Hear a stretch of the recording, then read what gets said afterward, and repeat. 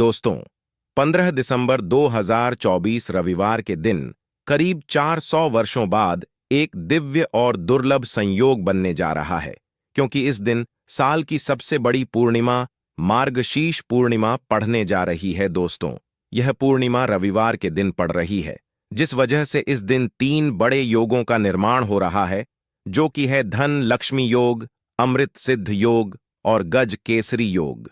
दोस्तों, इन 3 योग के निर्माण की से भगवान विष्णु और महालक्ष्मी की असीम कृपा बरसने वाली है।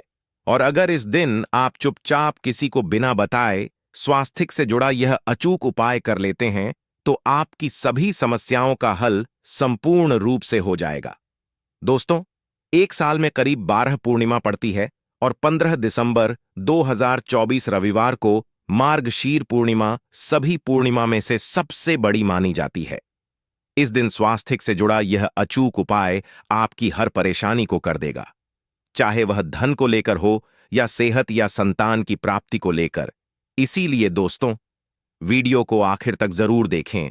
और दोस्तों, अगर आप भी अपने जीवन में भगवान श्री हरि विष्णु की कृपा पाना चाहते हैं, तो इस वीडियो को लाइक करके कमेंट में जय श्री हरि जय मान लक्ष्मी लिखना ना भूले। दोस्तों, मार्गशीर्ष पूर्णिमा का दिन श्री हरि विष्णु को और भोलेनाथ नाथ को समर्पित है। इस दिन जगत के पालनहार श्री हरि विष्णु अपनी 4 महीने की योग्य निद्रा से जागते हैं। इसके बाद से ही सभी मांगलिक काम आरंभ हो जाते हैं। इसके अलावा पूर्णिमा भगवान विष्णु को प्रसन्न करने के लिए भी बेहद उत्तम मानी जाती है।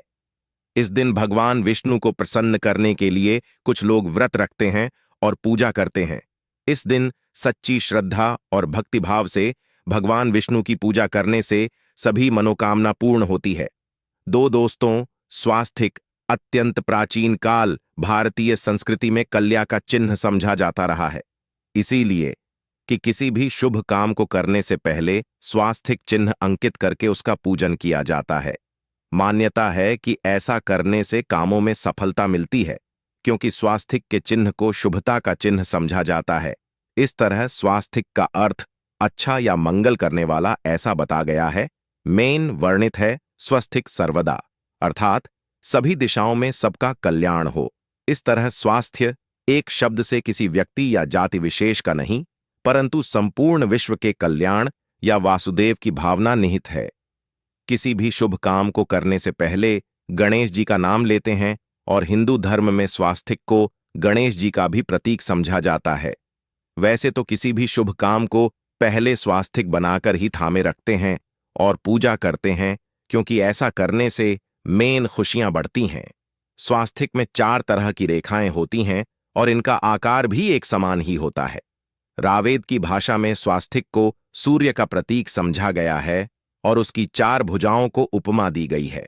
पौराणिक मान्यता है कि 4 दिशाओं यानी पूर्व पश्चिम उत्तर दक्षिण की ओर यह 4 भुजाएं इशारा करती हैं, और हिंदू धर्म में इनको 4 वेदों से जोड़कर भी कहा जाता है, यानी ऋग्वेद, यजुर्वेद, अथर्ववेद और सावेद। स्वास्थ्य की 4 रेखा सृष्टि से रचनाकार भगवान ब्रह्मा के 4 सिरों को दर्शाती हैं, और 4 पुरुषार्थ यानी 4 आश्रम, 4 लोग, 4 देवों यानी ब्रह्मा, विष्णु, महेश और गणेश की तुलना भी की गई है।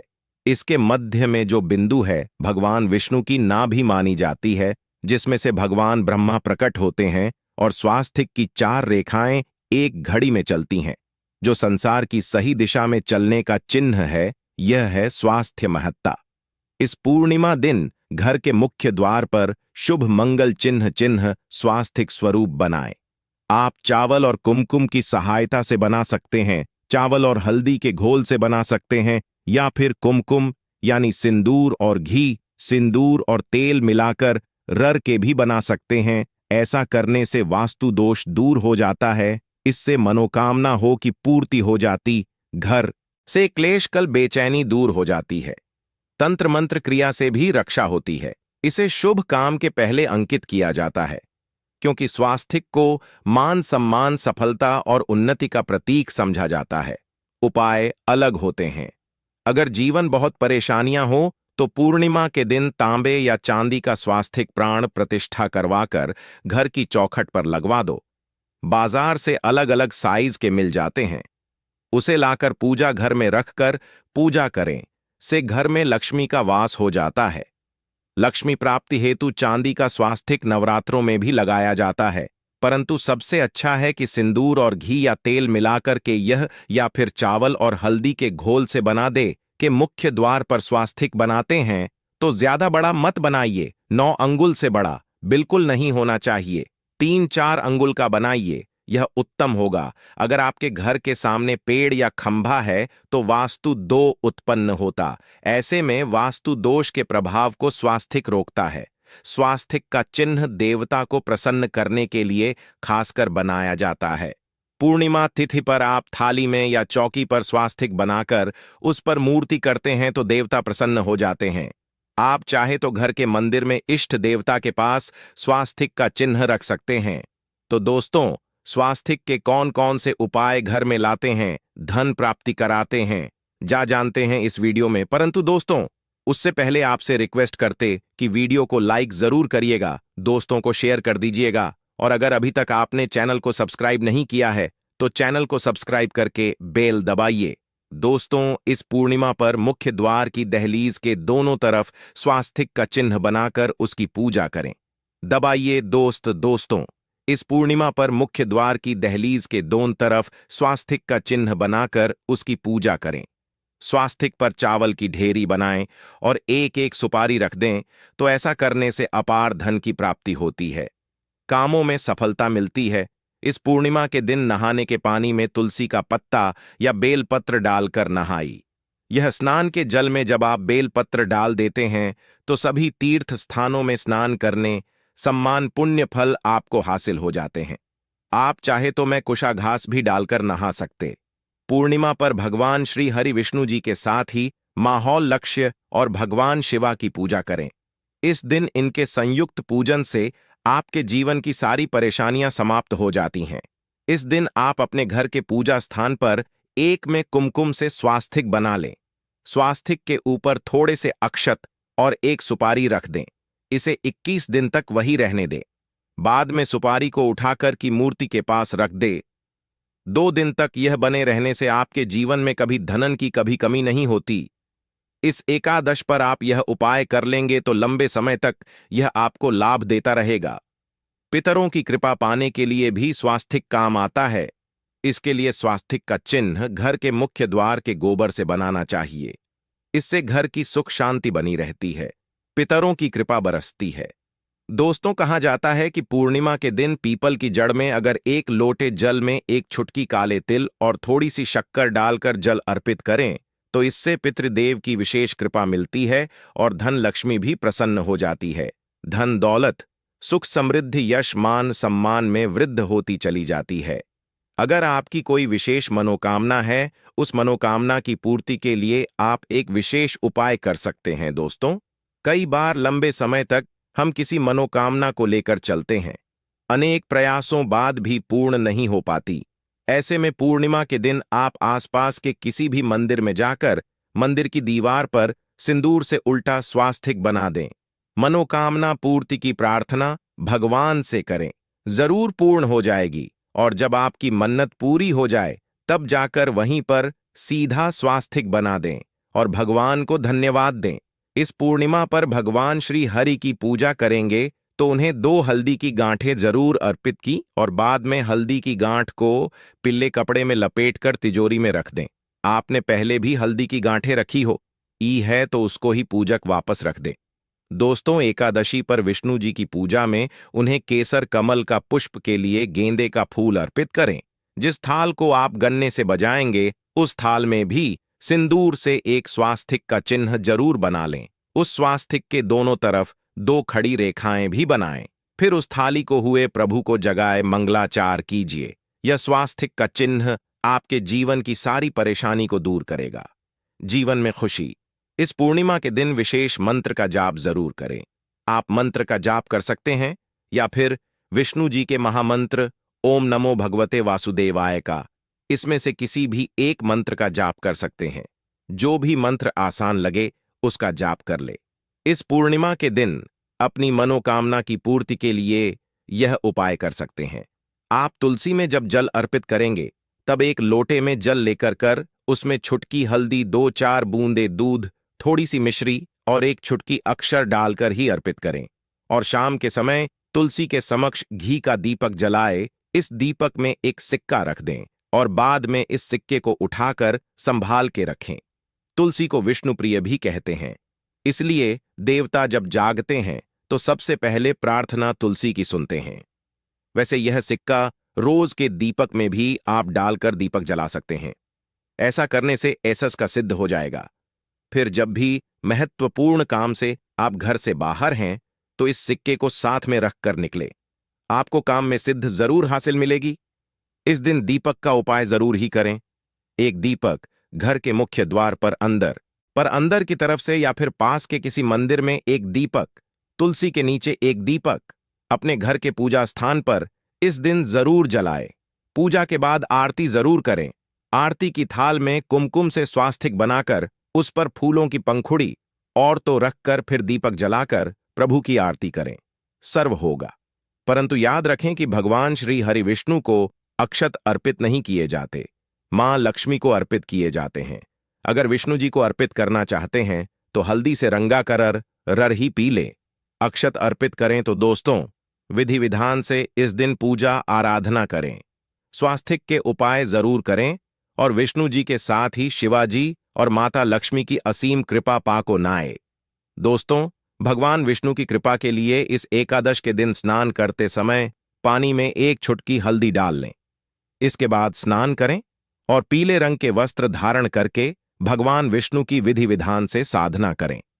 इस पूर्णिमा के दिन श्री हारिका सबसे पहले गाय के दूध से और फिर शंख में गंगा जल भरकर स्नान कराए। इसके बाद उन्हें पीले रंग के वस्त्र अर्पित कर मानता कि इस पूर्णिमा के दिन ऐसा करने से भगवान विष्णु का विशेष आशीर्वाद हासिल होता है। इसका दशी के दिन भगवान विष्णु की पूजा करते समय उन्हें केसर अथवा पीले चंदन या हल्दी का तिलक लगाए, साथ ही साथ भगवान विष्णु के प्रिय पीले रंग के फूल और पीले फल चढ़ाए। मान्यता है कि इस उपाय को करने से भगवान विष्णु शीघ्र ही प्रसन्न होकर भक्तों को मनचाहा आशीर्वाद देते हैं। आपके नजदीक भगवान विष्णु का मरना हो तो आप भगवान विष्णु के अवतार भगवान श्री कृष्ण की मूर्ति की भी पूजा करके इस एकाध का पुण्य फल हासिल करें। ईश्वर की साधना आराधना में मंत्र जप का विशेष महत्व होता है। ऐसे में राम दरबार की तस्वीर अपने घर में लेकर आए और श्री राम दरबार की तस्वीर का पूजन करें, या उनकी मूर्ति या उनसे जुड़ी किसी तरह की कोई चीज आपके पास है तो आप उनका पूजन करें। सारे देवी देवताओं का आपको आशीर्वाद मिल जाता है। हनुमान जी से लेकर सीता माता, भगवान श्री राम और अन्य देवी देवताओं का भी आशीर्वाद मिल जाता है। निश्चित तौर पर अपने घर के पूजा घर में एक साथ आप यह तस्वीर रख सकते हैं। इससे आपके जीवन में राज्य योग की हासिल हो सकती है। दोस्तों, इसी तरह यदि आप अपने घर के पूजा घर में या किसी अन्य स्थान पर यदि कोई तस्वीर रखना चाहते हैं और उसे लगाकर अपने घर में लाभ हासिल करना चाहते हैं तो अपने घर में या पूजा आपको निश्चित तौर पर त्रिदेव की तस्वीर या मूर्ति एक ही स्थान पर लाकर अवश्य रखनी चाहिए। ब्रह्मा, विष्णु और महेश, इन तीनों की संयुक्त से एक साथ तस्वीर अपने घर के मंदिर में या अपने घर में कहीं भी लाकर रख देनी चाहिए। समझा जाता है कि इन तीन देवताओं के एक साथ दर्शन करने मात्र से हमारे बड़े से बड़े विघ्न और बड़े से बड़े कर्ष ऐसे ही समाप्त हो जाते हैं। इसी वजह से इन तीनों की एक साथ में तस्वीर या मूर्ति लाकर आपको पूजा अवश्य करनी चाहिए। दोस्तों, अब बात करते हैं कि कुछ ऐसी तस्वीरें होती हैं या ऐसी मूर्तियां होती हैं जिनको आपको अपने पूजा घर में स्थान ही नहीं देना चाहिए। यदि आपने इन तस्वीरों को या मूर्ति को अपने घर के पूजा घर में स्थान दिया है तो समझ लीजिए कि आपको कंगाली का सामना करना पड़ेगा या फिर देवी देवताओं की क्रोधदह का सामना करना पड़ेगा। दोस्तों, और एक बात बता कि मंदिर में कभी भी विषम संख्या में गणेश जी की मूर्तियां ना रखें, जैसे कि 1, 3 या 5 ऐसे रखना समझा जाता है। 2 मूर्तियों को एक साथ रखना शुभ समझा गया है। यदि आप सिर्फ गणेश जी की मूर्ति रखते हैं तो इसके अलावा किसी भी तरह की मूर्ति आपको नहीं रखनी चाहिए। दोस्तों, स्थापित करते वक्त ध्यान दें कि गणेश जी का चेहरा सदैव मुख्य दरवाज की तरफ होना चाहिए ताकि आपको अच्छे और सच्चे धन लाभ की हासिल हो और इस बात का ध्यान रखें कि घर में अंगूठे से बड़े आकार का शिवलिंग आपको भूलकर भी नहीं रखना चाहिए। सदैव एक छोटा सा शिवलिंग रखें और इससे ज्यादा शिवलिंग नहीं रखने चाहिए। दोस्तों, वैसे तो कोई अपने घर में शिवलिंग रखना ही नहीं चाहिए। उसके बाद भी यदि रखते हैं तो अंगूठे से बड़े आकार का शिवलिंग आपको नहीं रखना चाहिए। आप छोटा शिवलिंग रख दें और ध्यान रखें कि एक से ज्यादा शिवलिंग आपको भूलकर भी नहीं रखने हैं। घर में यदि आप शिवलिंग रखते हैं तो शिवलिंग के ऊपर आपको तुलसी भूलकर भी अर्पित नहीं करनी चाहिए। यदि आपने शिवलिंग रख लिया है और उस पर तुलसी अर्पण कर दी तो देवी देवताओं के का आपको सामना करना पड़ेगा। दोस्तों, मंदिर में यदि आप जी की तस्वीर रखना चाहते हैं, आप हनुमान जी के अनन्य भक्त हैं, तो बैठे हुए हनुमान जी की मूर्ति ही रखें। उन्हें शिवा का 11 रुद्र अवतार समझा जाता है, इसलिए उनकी भी शिवलिंग की तरह ही मूर्ति रखें। साथ ही जो पति पत्नी होते हैं, नए वैवाहिक जीवन की शुरुआत करते हैं, तो हनुमान जी की मूर्ति या तस्वीर को अपने कमरे में, अपने बेडरूम में आपको भूल कर भी नहीं रखनी चाहिए।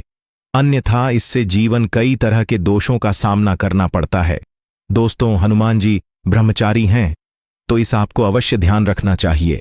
दोस्तों, राधा कृष्णा की मूर्तियों को यदि आप जैसे अपने क्षण कक्ष में सोते हैं और उन्हें आपके बेर के सामने की तरफ रखा है, कि जैसे कि आप सुबह उठे और आपको उठते ही पहले उनके दर्शन हो जाए, तो समझ लीजिए कि आपका जीवन मालामाल होने वाला है।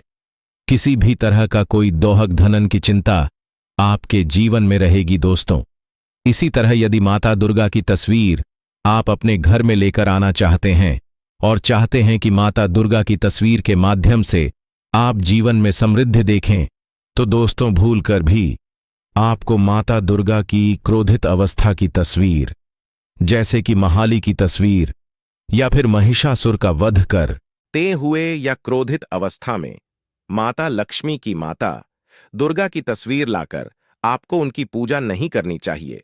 दोस्तों, सदैव और सुंदर मुख वाली तस्वीर ही अपने घर के अंदर लाकर पूजा करनी चाहिए। इसे बहुत ही शुभ और मंगलकारी समझा जाता है। दोस्तों, इस बात का ध्यान रखें कि यदि आप अपने घर में मूर्तियां रखते हैं तो आपको इन पर भूलकर टूटे चावल नहीं चढ़ाने चाहिए, और बेहतर होगा कि आप हल्दी में चावल को पीला करके ही वह चावल चढ़ाएं। किंतु टूटे हुए चावल आपको भूलकर भी माता लक्ष्मी को या अपने घर में देवी देव देता नहीं चढ़ाने चाहिए। दोस्तों, इसी तरह इस बात का भी ध्यान रखें कि अपने घर के परिजनों की या पूर्वजों की तस्वीर मंदिर में स्थापित ना करें। ऐसा करना अशुभ समझा जाता है, और यदि आप ऐसा लगातार कर रहे हैं तो निश्चित तौर पर आपके परिवार के ऊपर दोष लग सकता है। पितरों का भी दोष सकता है। पितरों की पूजा एक अलग स्थान पर की जाती है, घर के मंदिर में उनको स्थापित नहीं किया जाता है। दोस्तों, इसी तरह भगवान भैरव की तस्वीर या भगवान शनिदेव की, राहु केतु की इस तरह की तस्वीरें अपने घर में नहीं लेनी चाहिए।